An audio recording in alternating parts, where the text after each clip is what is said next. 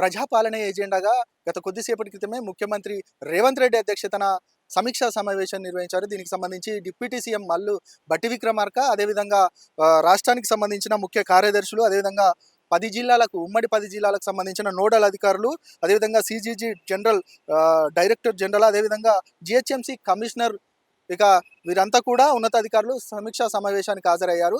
ఇక ఈ సమావేశంలో ప్రధానంగా ప్రజాపాలనకు సంబంధించిన ఒక వెబ్సైట్ను రూపొందించారు.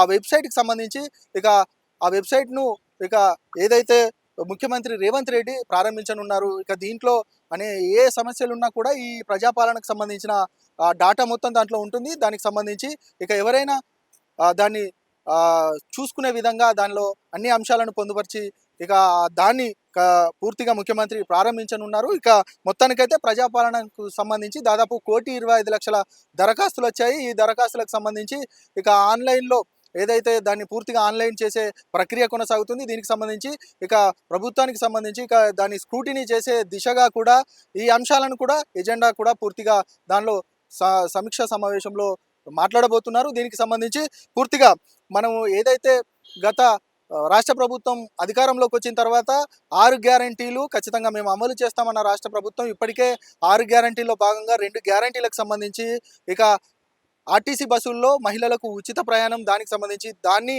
ప్రారంభించింది. అదేవిధంగా ఇక 10 లక్షల రూపాయలు ఏదైతే ఆరోగ్యశ్రీ కింద ఆ యొక్క పథకాన్ని కూడా ఆ గ్యారంటీని కూడా పూర్తిగా అమలు పరిచింది. ఇదే నేపథ్యంలో మరొక ఏదైతే పూర్తిగా ఈ జనవరిలో మరొక 2 గ్యారంటీలు ఖచ్చితంగా అమలు పరుస్తామన్న రాష్ట్ర ప్రభుత్వం. దానికి సంబంధించి ఇక ఇక మహిళలకు సంబంధించి ఏదైతే మహాలక్ష్మికి స్కీమ్ కింద 2,500 రూపాయలు ఇవ్వడము, అదేవిధంగా 500 రూపాయలకే గ్యాస్ సిలిండర్ సబ్సిడీతో కూడిన గ్యాస్ సిలిండర్ ఇవ్వడము, ఈ 2 గ్యారంటీలకు సంబంధించి ఎలాంటి అంశాలకు సంబంధించి పూర్తిగా ఈ సమీక్ష సమావేశంలో ఇక చర్చించనున్నారు.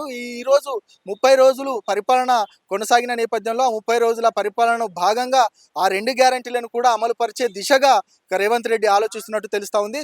మొత్తానికి ఈరోజు జరిగే ఈ ముఖ్య సమావేశానికి సంబంధించి ప్రజాపాలన ఎజెండా, అదేవిధంగా మరొక వైపు రైతు బంధుకు సంబంధించి ఆ నిధులు, అదేవిధంగా ఇప్పటికే ఎకరానికి సంబంధించిన ఏదైతే రైతులకు సంబంధించి ఆ రైతు బంధు నిధులు విడుదల చేశారు. మరి ఈ రోజు నుంచి కూడా రెండో దశగా పూర్తిగా 5 ఎకరాల లోపు మిగతా రైతు బంధుకు సంబంధించిన ఆ అమౌంట్ వారి అకౌంట్లో వేసే విధంగా ఈ సమీక్ష సమావేశంలో పూర్తిగా చర్చించనున్నారు. మొత్తానికైతే ఈ సమీక్ష సమావేశానికి సంబంధించి ప్రధానంగా ప్రజా పరిపాలన ఎజెండాగానే ముందుకు కొనసాగుతున్న నేపథ్యంలో ఈ అన్ని అంశాలపైన ఈరోజు సమీక్షా సమావేశం నిర్వహించి ఒక నిర్ణయానికి వచ్చే పరిస్థితి కనబడతా ఉంది మొత్తానికైతే.